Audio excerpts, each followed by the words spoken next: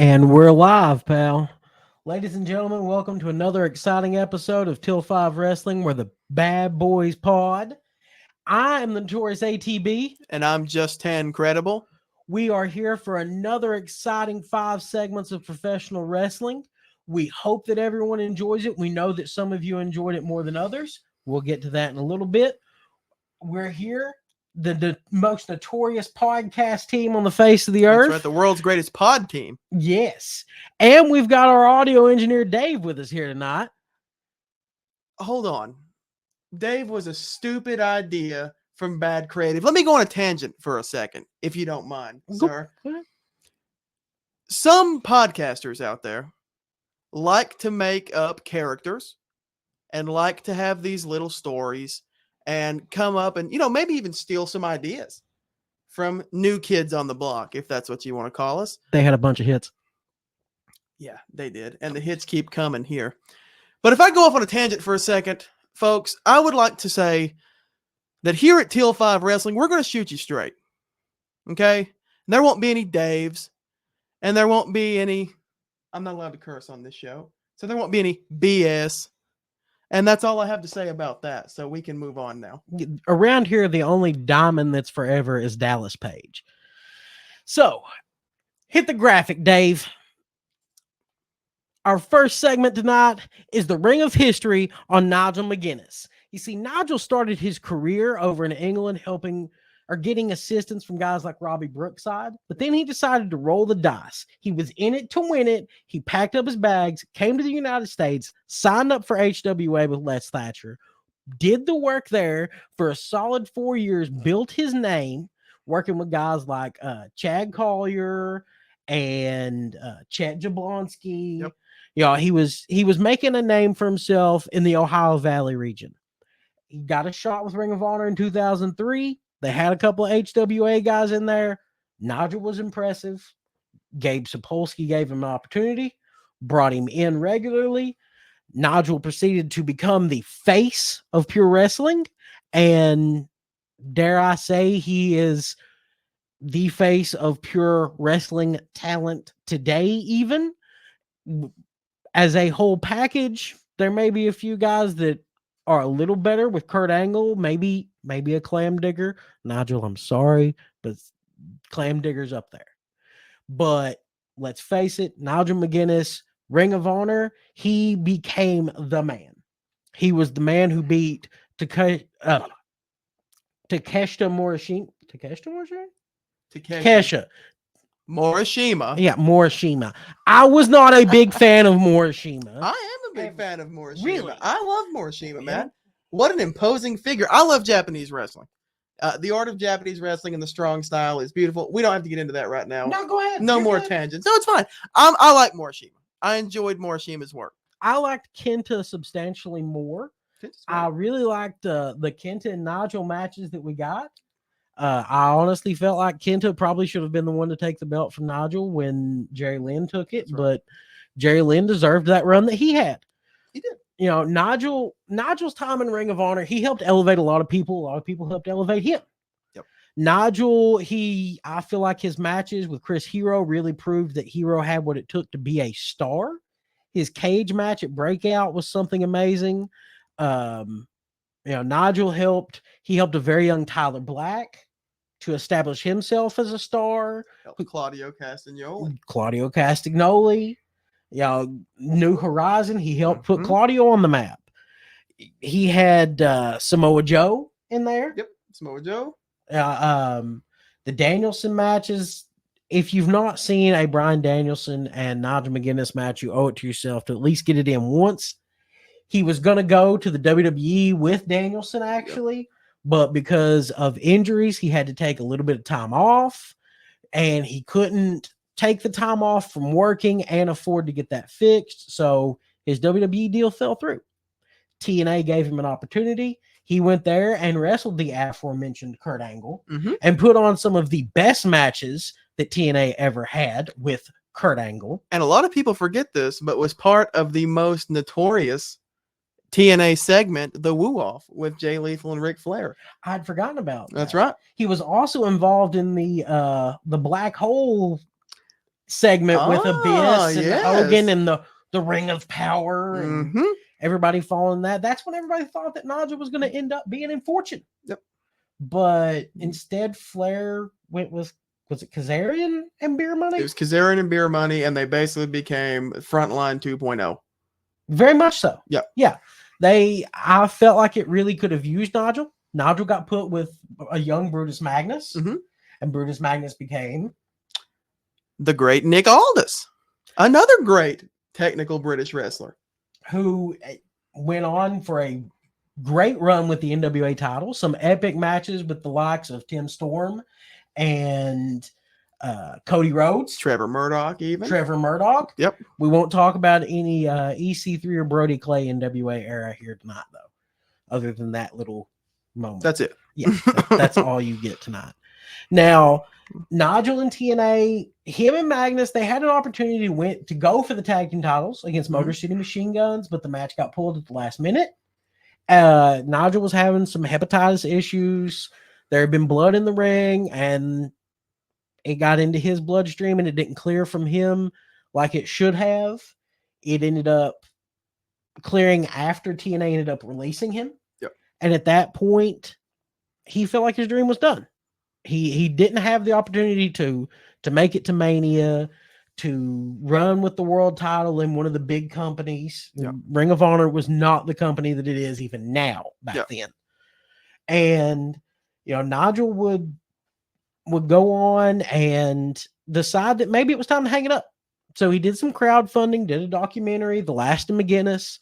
He went on a tour across the world, and if you've ever seen it, he has like 12 t-shirts on at a time. And because that's just his way of getting it through the airport without having to check extra luggage, might as well just wear them. Make as much money as you can. Hey, smart man. There is no such thing as being too carny in professional wrestling as long as you're making money doing it. That's right. So he decides to end his career. He does the Last of McGuinness documentary. In it, he talks about what really matters to him are the people he's met, the lives he's touched. There's a picture of a certain podcaster's now deceased father in it. And that really touched me a lot in the heart. And I understand more where Nigel was coming from after we got a message last night from a young fan in Michigan. Very cool. He wanted us to do a review of a Royal Albert Hall Battle Royal.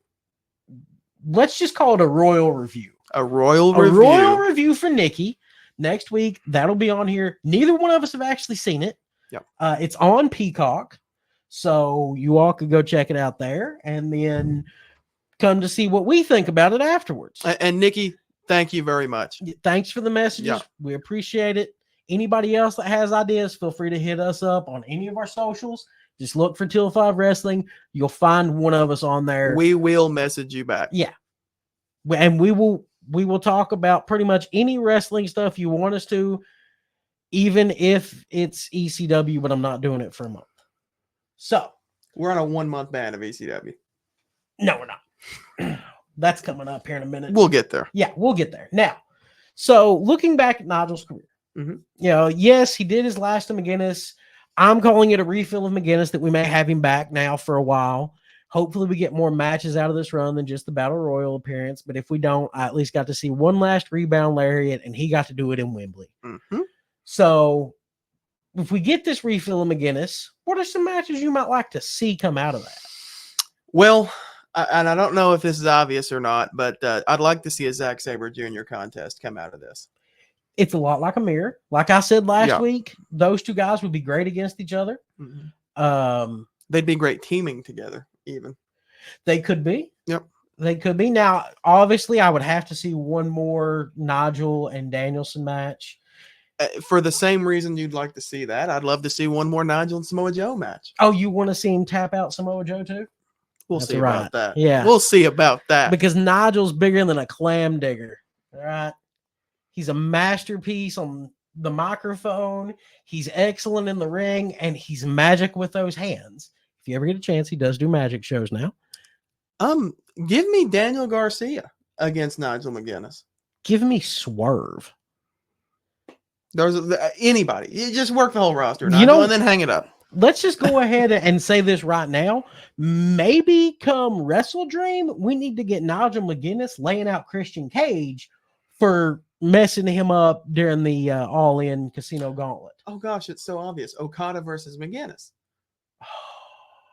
For the Continental title. Doesn't have to be. Nigel, if you're watching, at the very least, come back to be part of the Continental Classic this year and take that belt for England. You know what? Eddie Kingston versus Nigel McGuinness. Claudio Castagnoli now against Nigel McGuinness. Chris Jericho versus Nigel McGuinness.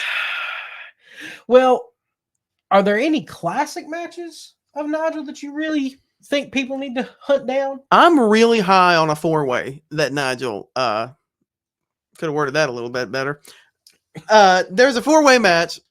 And it's Nigel McGuinness versus Chris Hero versus Claudio Castagnoli versus a young Marufuji. And I think that's a great match. Now, he was the one who finally dethroned Morishima in the Cow Palace. That's right. He had classics with Bryan Danielson every day of the week that they were tossing the ring together. Samoa Joe. They were really good as a tag team for a little bit even. They were. Yeah. I honestly think that I like Danielson and Nigel as a team more than I liked Aries and Danielson. Wow, really? Yeah. Do work was great, but I felt like doing a little bit of British work was better. Yeah. Nigel was always the king of his subtleties. It's like he was subtly building up that Casino Gauntlet appearance. So there's a lot of Flipside face-offs that we could do for Nigel. Absolutely. But that's another segment for another time. And that's one, pal. Well, speaking of Flipside face-off, tonight's Flipside face-off features the Mama Lukes and the Dudleys, both of which were from ECW. Now, we're on a ECW sabbatical. At least I am, thankfully. Okay, so prior to the Mama Lukes, we'll start there, winning the WCW Tag Team Championships for the first time. Mm-hmm. And then the second time, Vito was in ECW. Okay. He basically jobbed out. He had a couple different gimmicks. He was one of the baldies. Didn't do a lot, but had some awesome matches. Yeah. I really liked the purple jacket era. Yeah, it's awesome. Skull Von Crush. Yeah. Very cool. Yeah. Of course, the Dudleys, ECW, 8-time ECW champions leading up to their first WWF title reign. Now, this Flipside face-off, let's be honest, there's only 2 of them we're focusing on. Right.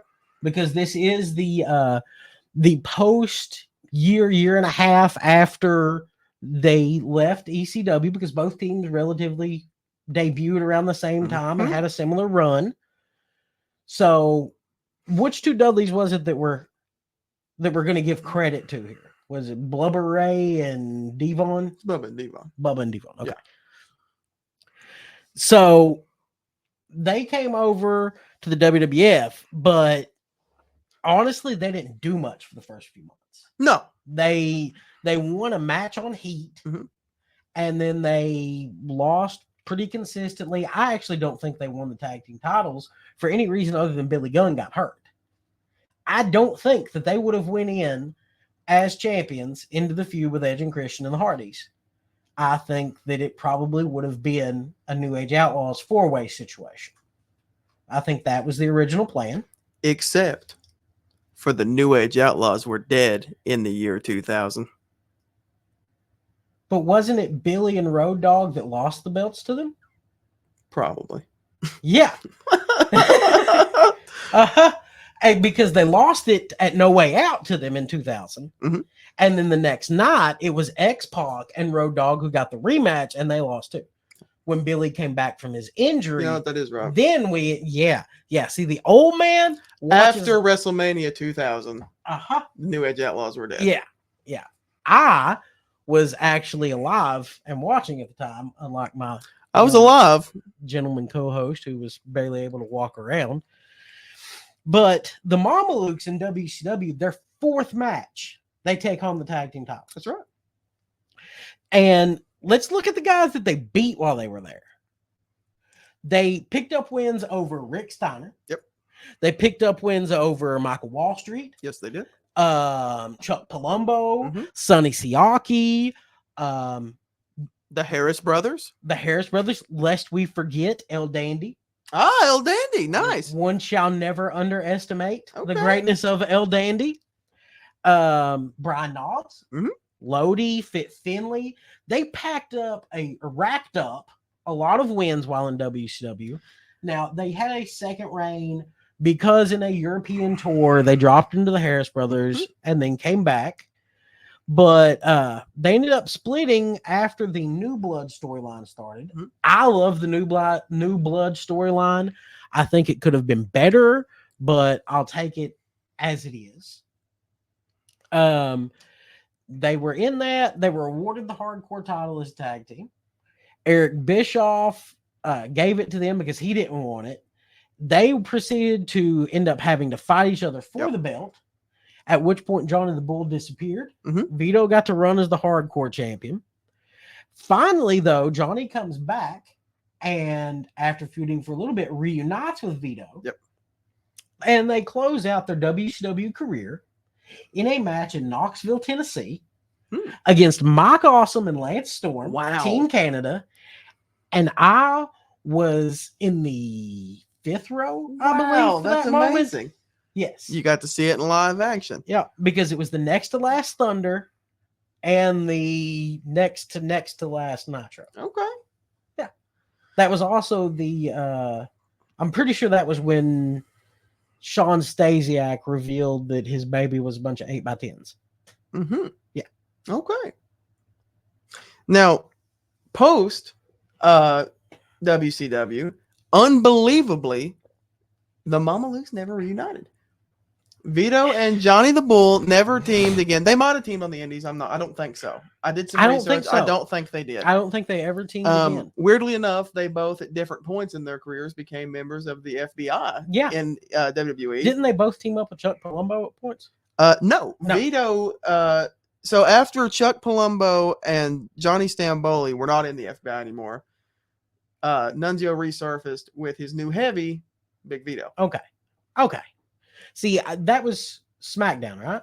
Yes. Yeah. I didn't watch SmackDown. I was a Monday Night Raw guy. I did watch SmackDown. I was not a big SmackDown guy. And I watched SmackDown, so that also means I got to see Crossdresser Vito. Ooh. Which is interesting. Well, now, look, if anybody could get over wrestling in a dress, it was Vito. Yeah, man. Vito was awesome. Vito was great. The cross-dressing thing wasn't necessarily my cup of tea because I just didn't see the point in it. And I don't think Vito saw the point in it. I think Vince just liked to get a laugh. Nobody could have pulled that off, though. Somehow Vito made it work. Like, Vito and Perry Saturn are the only two guys who can look cool as bald and kick butt and take names while in a dress, and everybody believe it. Real men wear skirts, the headbanger says. Yeah.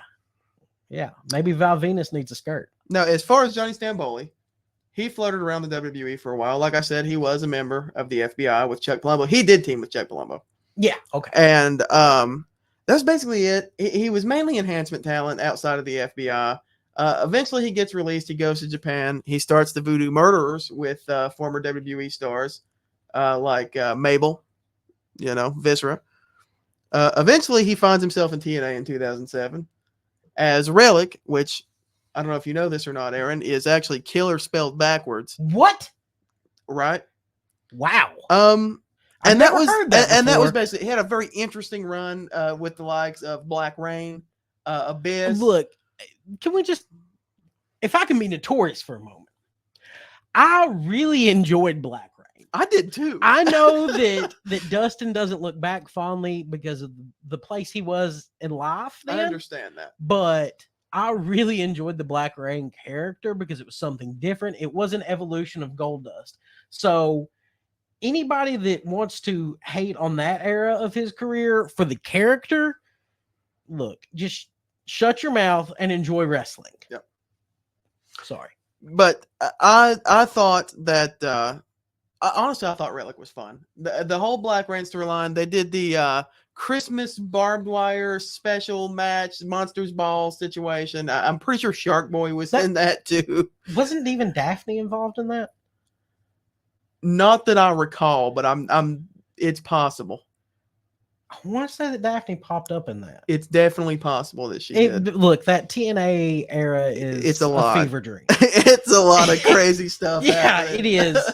Because you can go from one week that like Rikishi's a main event star, and then the next week Rikishi's nowhere to be seen. And then the mentioned next again. week, Tito Ortiz shows up. Yeah, as the mystery. Yeah, I know. Yeah. Or any random NASCAR driver. So, in my opinion, the lesser of the two tag teams from 1999 to 2000 is the Dudleys. In that era, I'll have to agree.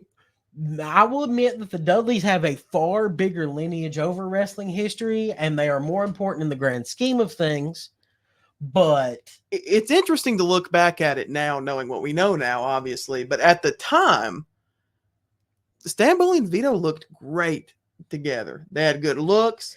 It was a good gimmick. It was a fun gimmick. Yeah. Tony Marinara, who we were, full disclosure, we were talking a little bit before the show, and Tan, you spread some knowledge. You taught the learning tree a little bit.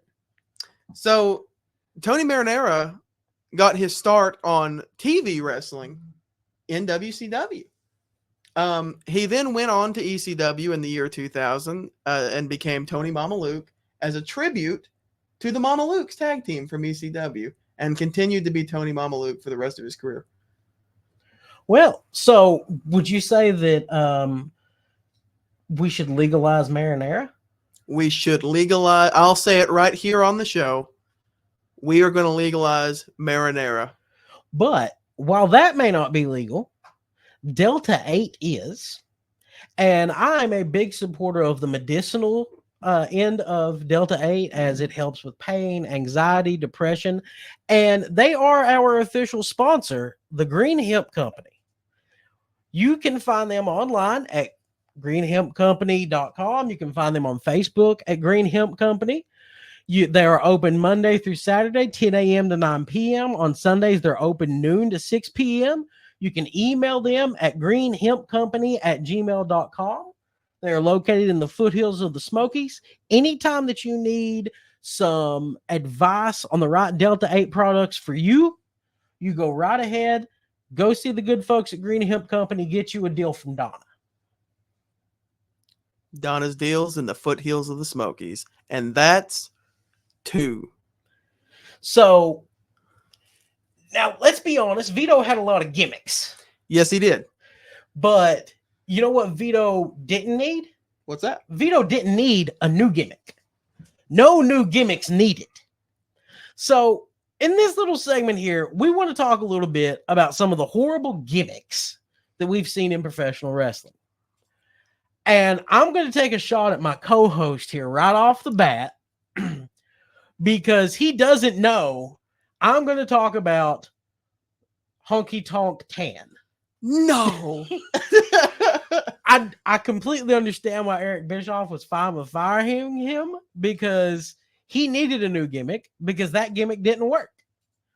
He was not cool, cocky, and bad. Yes, he was. He was an Elvis impersonator that would go out and get beat up real quick. The only reason he had the Intercontinental title for so long is because he was a face they could stick in there. So, Honky Tonk Man, a new gimmick was needed.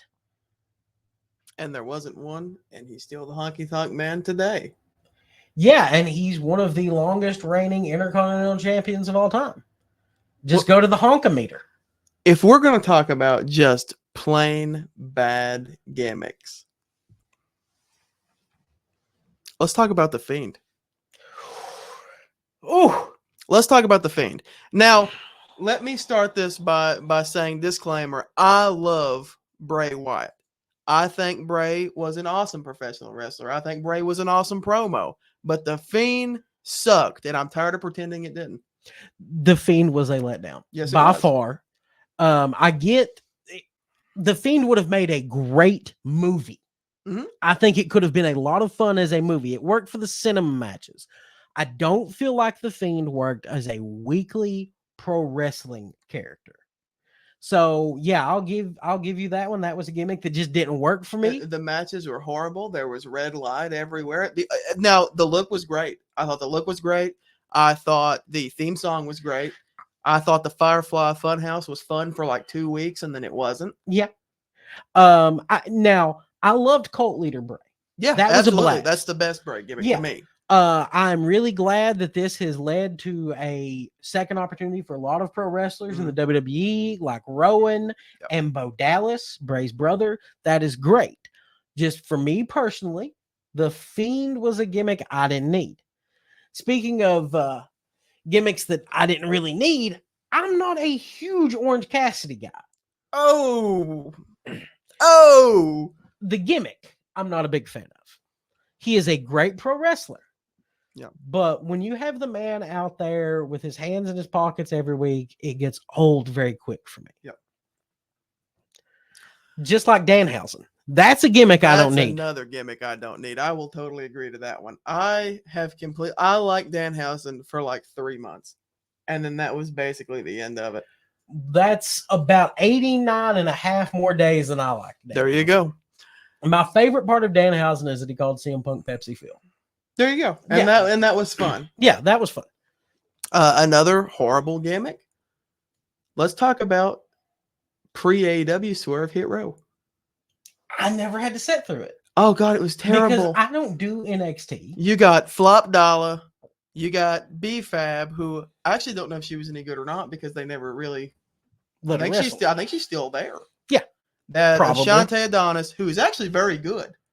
Now I have seen some of his matches. He's very good. Yeah, he is good. I'm not saying that any of them are untalented. I just didn't have to. The gimmick's terrible. What was the gimmick? Were they like a rap? They were group? like a rap group. Yeah, they were like a rap group. How does that like? Look, if you want to do a rap group gimmick in pro wrestling, the only one to ever be halfway good was the Filthy Animals.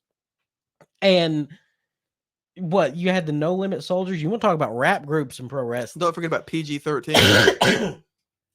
Pardon me, folks. You want to talk about bad gimmicks in pro wrestling? Let's talk about the Insane Clown Posse. Particularly their WWF time with the Oddities. Oh, God. Because Earthquake was under that mask, for God's sakes. I didn't know that back then. Really? I didn't. I did not have the slightest clue. John Tenta was under that mask. You animals. John Tenta was a legend who ran with the gimmick, though. I'll give him that. Yeah, he did. He awesome. He made Golga work as much as Golga was going to work. Yep. But I didn't need to hear "Lord God, dum diddy dum" every week from the Insane Clown. And then you had Luna screaming yeah, all the time, constantly. It was a lot. Yeah, it was. It was a lot. So if you could pick one wrestler that had a bad gimmick and just completely erase that gimmick and give them something else, who would you pick? Well, if I want to go the easy route, the answer is to say, please take away the Fiend and revert Bray Wyatt back to Cult Leader Bray. I could see that. Yeah, I can see that. Let's just go ahead and erase the entire Hulk Hogan character from pro wrestling, just because wrestling fans aren't that forgiving, even though he likes to claim that we are. And that's 3. So next up, we've got one for the fans, for the watchers, and a special thank you and giveaway for the wrestling. The FTW Championship. So, should we announce the giveaway before we go ahead? Go ahead and explain the giveaway. Okay. So, we are going to be giving away for the watchers, for the wrestling, for the world, a Brian Cage 8x10 autograph signed with the FTW Championship.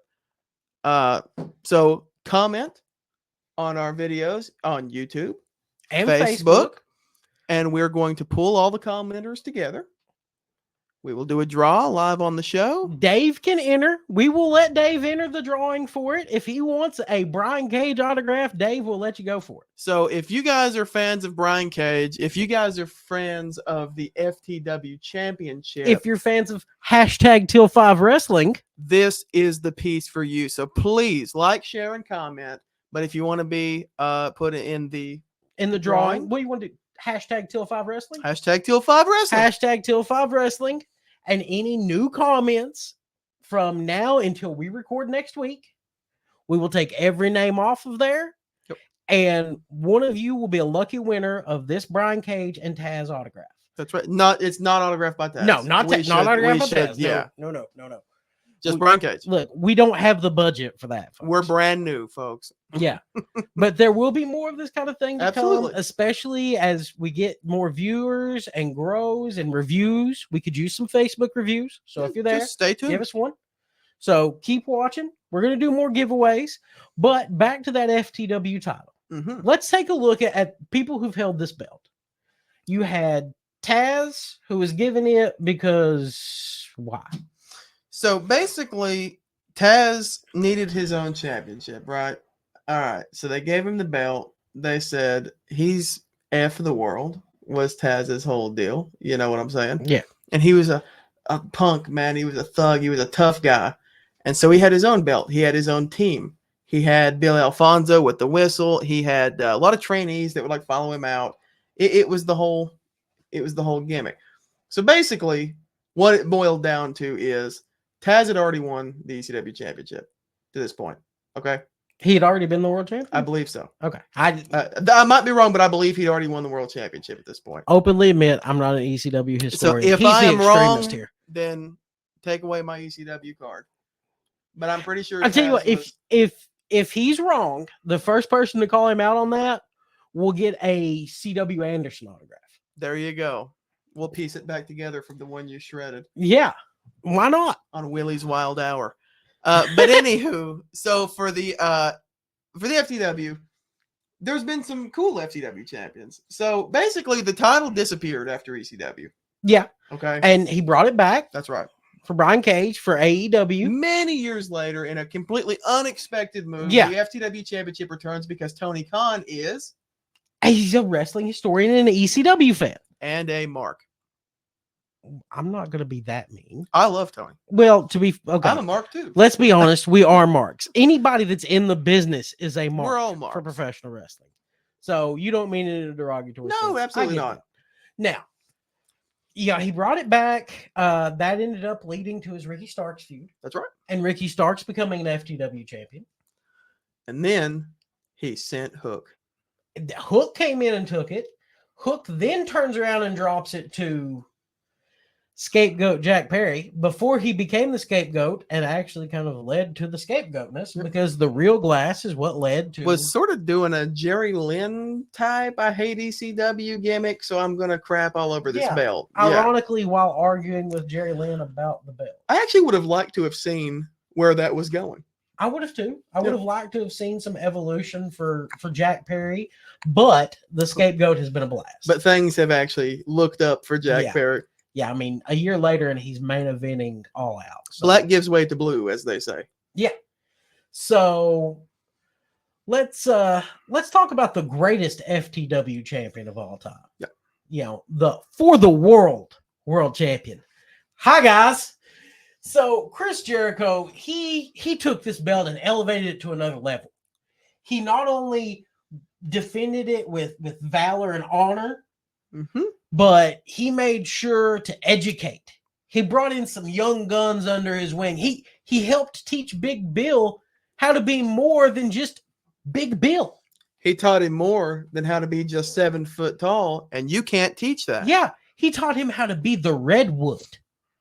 And let's face it, Big Bill had one of the biggest pops in England. He did. That was very cool. So, and then he also took a guy that both of us were fans of. Brian Keith. Brian Keith is a guy that's been on my radar for a long, long time. I don't particularly like the fact that he wears his pants so high. But other than that, Brian Keith is amazing. Yeah, he's fantastic. Yeah. And Jericho helped get him on television. Jericho makes sure to give everybody quality TV time. including the FTW Championship, which has gotten more quality TV time with Chris Jericho than it ever did, even with Taz. You know, ATB, there's a lot of Chris Jericho hate in the world today. Mhm. And I'm here to tell the viewers, not on this show. No. I am a branch of the learning tree of Jericho. Now, personally, I have enjoyed a lot of Chris Jericho's career. Mhm.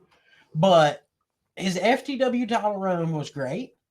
And I'm going to go ahead and call you out on this right now. That's segment number 4. Let's go to segment number 5 and talk about the Mount Rushmore of WCW, where I think that Chris Jericho really came into being the best version of Chris Jericho he could be. That's right. Because I feel like that is what the list Chris Jericho became. Yep. That is what Le Champion Chris Jericho became. And that is what the learning tree Chris Jericho. The man of 1,004 holds, Yes. Chris Jericho. I loved that moment. Arm bar. Leg drop. Arm bar. Headlock. Arm bar. Knee bar. Arkansas nose pull. Let's talk about the Mount Rushmore at WCW. This is something that a lot of wrestling fans don't talk about a lot. Yeah. Now let's go ahead and make this rule right now. Mhm. No one that was an NWO member is part of this Mount Rushmore. I'll acknowledge Does Wolfpack No, count? I won't. Okay, I won't okay, count okay, Wolfpack okay. Then we're set. because you're going to be hard pressed to do this and not include Sting. Right. I, Absolutely. So I guess that settles it. Number 1 for me is Sting. number 1 for both of us. There is no Sting. other answer. Yeah. If I could put Sting on the Mount Rushmore 4 times, I would have. Okay. I agree. Sting is definitely the man of WCW's Mount Rushmore. 6-time WCW World Champion, 2-time WCW International Champion, 2-time WCW United States Champion, 3-time WCW Tag Champ, and the 3rd Triple Crown Champion, and to a lot of people, the greatest babyface of all time. I'll agree he is probably the greatest babyface of professional wrestling. It's him or Cena. I'm going to say it's Sting. Yeah, I agree. And I even- think so. Sting never really turned heel, No. even. Cena started out as a heel. That's right. That's So I'm going to give it to That's Sting. true. Sting gotta is give the it to Stinger. babyface of professional wrestling, the GOAT of it. So, Aaron, who do you have as your second guy on the Mount Rushmore? Well, I'm going to go a little out of the box Okay. with mine here. I'm going to say Booker T. Really? I'm going to say Booker T belongs on that spot. Because I also had Booker T on my Mount Rushmore. Great minds. Yeah. The greatest homegrown talent. And that was not planned. We did not talk about our Mount Rushmores. There you go. And yes, he's on there. Yep. And I don't even have a note for Mount Rushmore. So I think that Booker T belongs on there. You had his U.S. title reigns, his WCW tag team title reigns. I don't know all the facts. How many times was he U.S. champion? So Booker T was a 1-time United States champion, but he was a 6-time WCW television champion. Well, and he was the last United States champion That's right. from the real WCW. And he was a 10-time WCW tag team champion and 1/2 of the greatest tag team in WCW history. He wasn't in the American Harlem Males. Heat. Sing the song. With the American males. But anywho, and 5-time WCW champion. And to me, WCW's homegrown guy. That is the guy. He was. Booker was what they wanted Marcus Bagwell to be. That's right. And that's probably why they had that match on Monday Night Raw. Which Yeah. I don't think was as bad as a It lot wasn't. of It people was not what pretended it people was. expected that No. were Monday Night Raw fans at the No. time. Because it wasn't going to be a 5-minute match. Not enough sex and violence for Yeah. Attitude Era fans. But Booker T belongs up there. He had his world title reigns, his tag team title reigns. I really look back very fondly on his television title reign. Mhm. The match that he had with Rick Martel at Yep. Super Brawl is probably my favorite Rick Martel match that doesn't involve a blindfold. Rick Martel had a very fun late 90s WCW Yeah, he did. resurgence. We'll cover that one at some point. We'll get to that. Yeah. We'll get there. So next for me, Yeah, on you're the number Mount 3. Rushmore, this obvious one, I should have probably started with this. Ric Flair. I mean, come Okay. on. 8-time WCW champ, 2-time international champ. Obviously the Four Horsemen, one of the greatest heels ever, and the first ever WCW Triple Crown champion. It's kind of hard not to put Flair up there. Yep. I just for the sake of being different. Yep. I will abstain from putting the Four Horsemen in mine. So I'm going to go with Diamond Dallas Page as my number 3. I almost did that. Because not only did Page do everything WCW could, he was the man against the NWO while Sting wasn't really speaking. It was DDP out there laying out Macho Man and Scott Hall every week. I feel like DDP has done more for pro wrestling than anybody else after getting out of the business with his DDPY. All around great guy, Diamond Dallas Page. Yeah, I have never had a bad experience with DDP. So absolutely, DDP, you're getting my 3rd spot on the whole Exceptional human being, Yeah. Diamond Dallas Page. And that's not a bad thing. That's a good thing. So Positively, Page. that's right. Yeah. My 4th and final guy on the Mount Rushmore. It took me a while to think about this one. There's a lot of places you could go with this one. And I know that a lot of people watching the show is thinking to themselves right now, where's Hollywood Hogan? Well, I got news for you guys. He's not on this list because I went with the Lex Express himself, Mr. Lex Luger, the total package. 2-time WCW champ, 2-time WCW TV champ, 5-time WCW US champ, 3-time tag champ, and the 2nd ever WCW Triple Crown champion. Well, I'm going to get to be the man to have the last word here. And I'm glad I held on to my 4th spot of Mount Rushmore for the last segment. Because the guy who belongs on Mount Rushmore is Bill Goldberg.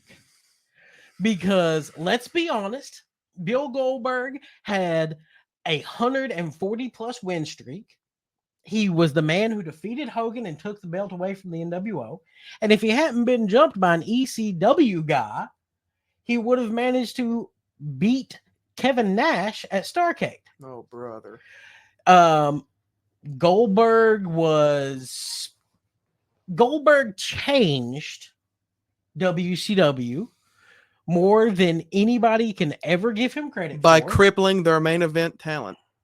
He didn't cripple their main event talent. The only person that Goldberg took out of action was Goldberg when he broke through a glass wall or glass window because he didn't want to wrap it in a towel. So yes, Goldberg belongs on the WCW Mount Rushmore because it was Goldberg that gave WCW their last win in the ratings. Wasn't that interesting? Well, Aaron, I don't have anything to say about Goldberg. It's not worth my time. So in closing on that, I loved everybody on your list except for Bill Goldberg.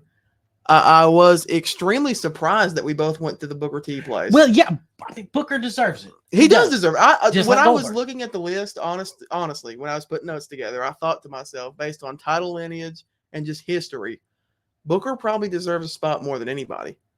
He does. He does. There are a lot of people that I feel like could be honorable mentions for a WCW. We could have talked about Scott Steiner. We could have talked about Vader. We could have talked about Ricky Steamboat. We could have talked about Sid. Could have talked about Rick Rude. We could have talked about Shane Douglas. Could have talked about the Ultimate Warrior. Oh, God. We could have talked about Roddy Piper. Disco Inferno. We could have talked about Big Vito some more. We could have taken this opportunity to talk about. We could have put Vito on the WCW Mount Rushmore. Vito should have been WCW World Champion in the year 2001.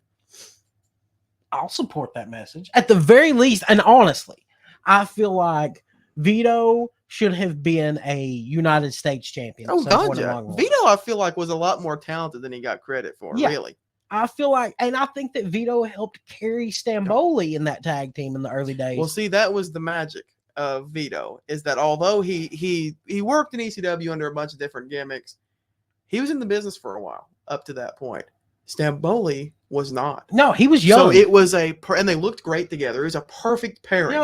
It's a lot like finding the right podcast partner. I could have done this with some of my friends that are a little older, but I went with somebody younger, somebody that could sit under my learning tree until he learns how great Bill Goldberg is. Somebody with a pretty face and a lot of hate for Bill Goldberg. Well, you know what? I've got a prettier face, and everybody's got a little bit of hate for me. All 1,000 viewers. Yeah, those are my fans, not Tad's fans. They're all my fans. But they're our fans. Yes. And we are Till 5. That's our 5th segment. Now, actually, before we go on to close the show, Whoa. I would like to shout out a good friend of ours who has helped us with our logos. An all-around good guy. So, Dave, hit the graphic. Red Ape Graphics, Crander Q. He is the second best beard in the business once Jess Tan gets his trimmed up. We are the Beard Brothers of the podcasting world. You thought we forgot about you again, but you did send us this graphic, so we wanted to make sure and give you a shout out. And Crander, just so you know, we'd love to have you on the show sometime. Yeah, if you can ever manage to get out of work, or maybe you could join us for a Saturday event. Absolutely, for man. an evening, something like that. Yep. Anybody that's out there in the podcast world, we've got some live events on the way. We've got we're going to do a special thing here at Till 5. Our 6th event, our 6th stream, if you will, baby doll, will be a live stream with other members of the podcasting and professional wrestling world. So we're going to be doing one here in a couple of weeks. And you better get your traps out because there will be a bear on the loose. We've got Professor Bear joining us. We've got a man that was going to be on another show that we partook in, Juicebox from Twitch. Unfortunately, production schedules changed, so Juicebox is going to come on and join us. Mm-hmm. We're going to reveal the rest of these slots in the coming weeks. We've got some emails out. I might have reached out to some friends in the business. There's some feelers out. Yeah, there's some feelers out there. At the very least, you'll see our 2 beautiful faces. And next week, make sure to tune in. Make sure to comment #Till5Wrestling. Maybe you can win this sweet Brian Cage autograph. But are we done now? I think that's all. I think we've hit 5. We've hit 5. And that's 5. You can catch us next week. Like, share, comment, and subscribe. I was wondering why we were still going there.